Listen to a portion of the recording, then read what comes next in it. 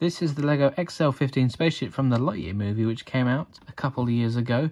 Haven't seen the movie, don't really care for it, but I am interested in this ship. And as you can see, I do have a damaged box here, but I did manage to get £20 off, so can't really complain too much. And on the back of the box, it shows you an alternate view of the back of the ship, the minifigures, and it also has a display stand and display plaque, which they didn't need to do that for a set of this size and price point, but it's nice that they did, and it kind of gives it more, you know, more display worthiness rather than a toy spaceship from a kids film. It's an actual display model, so that'd be pretty nice to see once I've opened it up and built it. And the minifigures look pretty interesting as well, but I don't care too much for them. So what do we have in the box? I'm going to open it my usual way, which some people think is weird doing it this way. It's like, you got thumb tabs there, use them. I'm like, no, I like to do it this way. I like to be different. Because doing it like this, you know, I can open up and close the box, use it as a little storage tray. Very handy, if you ask me. Okay, so we've got bag 1, bag 5, bag 3, bag 4, bag 2. Oh, rather large sticker sheet. It's too bad that display pack isn't printed. Oh well. And just the one instruction booklet. So I'm just building along and there is a missing part. I can't remember last time I had this incident, and I've checked. It's not in the bag, it's not around the area where I'm working, it just isn't here. All it is the 1x2 white plate. As you see, there's one there. There should be one that goes in there, but it's not here. I don't know, I checked the builds, I checked everywhere, but it's just not here. And here are the spare parts, nothing too special here. So, I've finished building this set. What do I think? Well, first of all, it's just bigger than I expected, and it's quite heavy too. Especially, I mean, most of the build is at the back and everything, so it's quite heavy.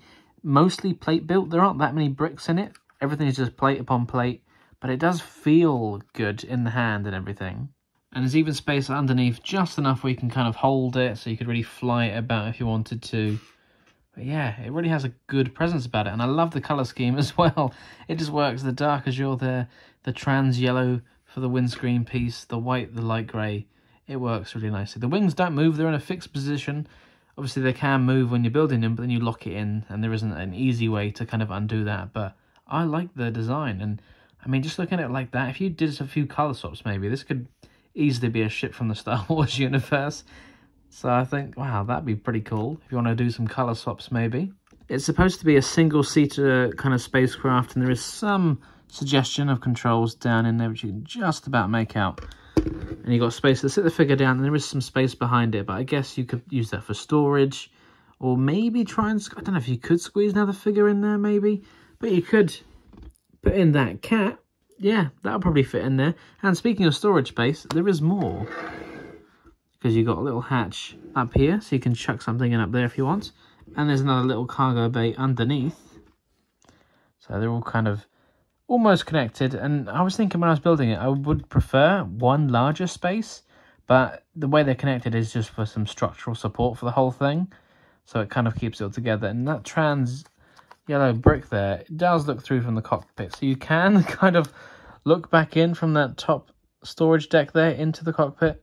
And then you've got that one down the bottom, which I guess you could use the hatch as a ramp, maybe. And some of the accessories you get are this little battery pack and this laptop, so let's put those in storage. So I put the laptop in the top storage compartment and the battery pack in the bottom. It just slides in there nicely.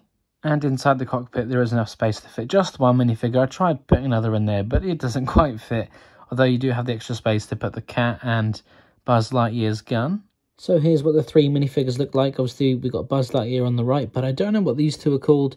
Although they do have some pretty impressive brick-built weapons here, whereas Buzz only gets this tiny little thing, but I guess he does have the cooler spacecraft, so they can have the cooler weapons, right? These two do share the exact same helmet, torso, and legs, but of course they've got the slightly different coloured shoulder armour pieces. And I think there's some nice detailing on these minifigures, actually, with some printing on the back as well. And here's what they look like with their helmets removed. And these minifigures impressed me more than I expected because they both come with hair pieces. So you can have them with helmets off or with hair on. And she has an alternate face. So he's always happy and she can be happy and angry. Although Buzz over here, the printing on that blue head isn't the best. It's not bad. It's pretty close to the kind of skin tone for the light flesh minifigures, but it's just slightly a bit too pale. Although he doesn't have any alternate face prints, he just has that little detail on the back. But he gets a whole separate head. I mean, they really didn't have to do this. They could have just printed the normal face on the back of the other head. But he gets this one, and a hairpiece, and this face is double printed as well. So there's his second face print. Not bad. These figures are really nice. No dual molded legs or arm printing or anything, but, you know, they've got printing on the feet and on the legs and on the hips. It's pretty consistent, and I like the designs that they went for. But the thing I like the most about this set has to be the stand. It's just a little basic build, a few Technic pieces in here. There's your display plaque. It is a sticker, but I think I managed to apply it pretty well. And, you know, it's simple. It only connects through one axle there. But there's more positions than you might expect. So you could have it this one here, which is how the instruction manual suggests. Nice little angle in-flight pose, perhaps. Or you could have it facing the other way in the same position. Does slightly cover the plaque though, but maybe that's just my lighting with the shadow. Or you could have it facing away from you. Maybe it's blasting off. Or maybe it's kind of crashing down or landing or something and it's heading straight down. But it works. There is just enough clearance there. And it is a little bit wobbly, but that's just because of how it's only connected through one axle. And this thing is, despite being mostly rear heavy, there is also some weight given all the plates at the front. So it does have a little bit of wobble. But yeah, that is quite nice. And you can move the plaque itself onto each one of the four corners of the feet if you don't want it to stay there, but in some of these positions it is going to be covered up a little bit more. And it just connects by the axle slotting into that hole there. If you didn't want to display it on the stand and you wanted it to have it down, it doesn't have any landing gear, but I think that it's fine. It rests on the base. The wings do touch the floor, but they're not resting on the wings so much. And it does kind of keep it nice and low to the ground. So I think this will look quite nice from ground level. Overall, I like this set so much more than I expected to, and I'm glad I picked it up just before it retired. So if you want to get this, you might have to start hunting on eBay or Facebook Marketplace, hoping that someone is selling it, because it is pretty good. I did only pay £25 for it here in the UK, which is £20 less than its full retail price. And I didn't see this go on sale that many times. Like, I think 35 was the lowest I'd seen it, and I was like, maybe, I don't know, at that price. So I think it was a little on the high side, but I'm not sure what it's trying to be. Is it supposed to be a play set? Is it a display set? Because it's trying to cater to both markets there, but display set, great, you know. Just put it on the stand, you're good to go. Maybe it would have been nice to have a little stand for the minifigures as well. Play set wise, great. Buzz Lightyear's got his ship. You got two, I mean, I don't know, I'm guessing they're bad guys, or even if they're allies, you know.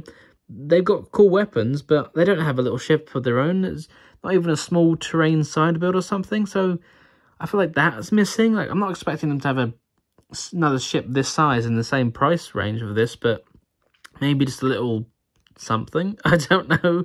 I haven't seen the movie, so I can't quite comment exactly on what I would be hoping for here, but just a little something for them would have been nice, I think. Otherwise, yeah, I can't fault it. The build was really enjoyable. A little bit more complicated, a lot of plate stacking, not many few bricks. It's got some nice weight to it. Yeah, it's a really solid build. And yeah, that display stand, as simple as it is, it just works. Do you guys have this set? Let me know what you think about it in the comments, and I'll see you all in the next LEGO review. Bye for now. Thank you very much for watching. If you enjoyed this video, don't forget to check out the other videos on this channel, or on one of my other channels as well. And of course, don't forget to like, comment, subscribe, and share with your friends.